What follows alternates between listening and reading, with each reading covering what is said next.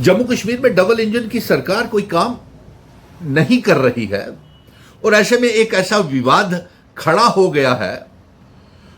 माता Vaishno Devi shrine board में जो एमबीबीएस स्टूडेंट्स की लिस्ट निकली हुई है उसको लेकर के एक बहुत बड़ा विवाद खड़ा हो गया है और इस विवाद को किस तरीके से सुलझाया जाए, ये एक सवाल जम्मू कश्मीर की आवाम से भी है, जम्मू से भी है और कश्मीर की आवाम से भी है कि इस मसले को किस तरीके से प्यार और भाईचारे के साथ सुलझाया जाए।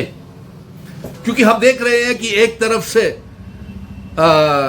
तीर जो है बयानों के, मिसाइल्स जो हैं वो भारतीय जनता पार्टी की तरफ से चल रहे हैं और दूसरी तरफ से तीर और जो है अल्फाजों के, ड्रोन्स, बयानों के वो चीफ मिनिस्टर साहब की तरफ से चल रहे हैं और इसके बीच में जहर जो है वो मासूम आवाम के दिलों में पैदा हो रहा है, नफरत की दीवारें खड़ी हो रही हैं।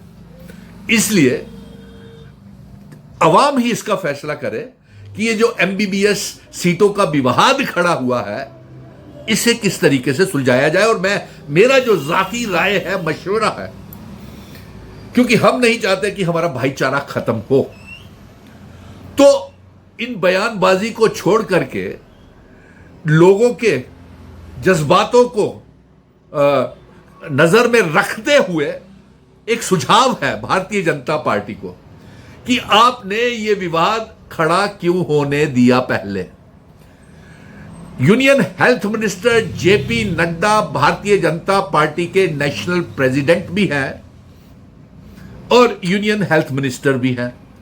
भारतीय जनता पार्टी के 29 एमएलए और 2 मेंबर पार्लियामेंट्स क्या जेपी नड्डा साहब के पास जाकर के बात नहीं कर सकते? फिर होम मिनिस्टर भी अमित शाह बीजेपी के हैं और प्राइम मिनिस्टर साहब भी बीजेपी के हैं, तो फिर आपने ये अवामी तूफान क्यों खड़ा किया हुआ है? लोगों को क्यों गुमराह कर रहे हैं? एलजी भी आपका है और एलजी माता वैष्णो देवी श्राइन बोर्ड के चेयरमैन हैं।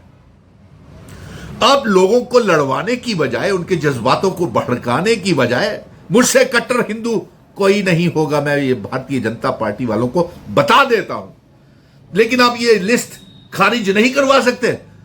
यूनियन हेल्थ मिनिस्टर आपके हैं, जेपी नड्डा हैं, उनको बोलिए कि इस लिस्ट को रोक लगाएं और कोई बीच का रास्ता निकालें। और ये कहीं मैच फिक्सिंग तो नहीं है, ये किसकी match fixing? Bharatiya Janata party की। और जो बयान उधर से आ रहे हैं और जो इधर जम्मू से जा रहे हैं और कश्मीर से आ रहे हैं, तो ये कहीं मैच फिक्सिंग तो नहीं है कि जो डबल इंजन की सरकार है दोनों के बीच में, कि असली मुद्दों से लोगों का ध्यान भड़काया जाए। रियासत के दर्जे को लेकर के जो हमारे साथ बदसलूकी है, बढ़ती हुई बेरोजगारी है, जो दोनों सरकारें, डबल इंजन की सरकार फेल हो गई है अपने इलेक्शन मैनिफेस्टोज को लेकर के, और जम्मू के भी 29 एमएलए और 2 मेंबर पार्लियामेंट फेल हो चुके हैं अपने वादों को पूरा करने के लिए। कहीं उनका तो नहीं है? आप क्यों आवाम को इसमें धकेल रहे? मैं जम्मू कश्मीर दा डोगरा बेटा, जम्मू के लोगों ने कन्ने खड़ा अमरनाथ की यात्रा दे विच सारे को लग गए हैं।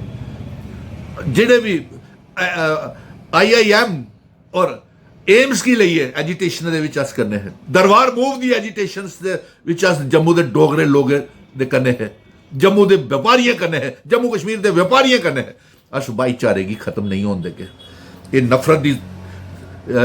नफरत दी जंग और द वॉर ऑफ वर्ड्स जिसी गलांदे इसी बंद किया जाए। नफरत की दीवारें खड़ी करना बंद करें, जहर गोलना बंद करें। अगर आप इतने ही काबिल तरीन एमएलए हैं, 29 के 29 एमएलए, तो जाइए आज चार्टर्ड प्लेन के ऊपर जाकर के जेपी नड्डा को कहें कि इसका कोई बायो मीडिया निकाला जाए, क्योंकि इसके साथ जज्बात जो है, जो बच्चे चुने हुए हैं उनके जज्बात भी जुड़े हुए हैं, और जो जम्मू की आस्था है माता वैष्णो देवी की के साथ है, जो आस्था जुड़ी हुई है, उसका भी ध्यान रखते हुए इसका कोई बीच का रास्ता निकाला जाए, ताकि लोगों के बीच में नफरत, जम्मू और कश्मीर के बीच में नफरत पैदा ना हो।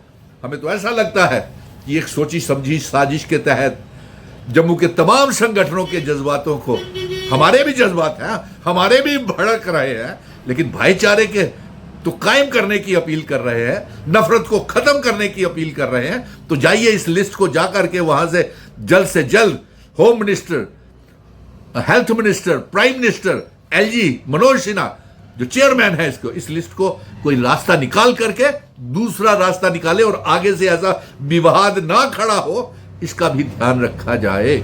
जय हिंद, धन्यवाद।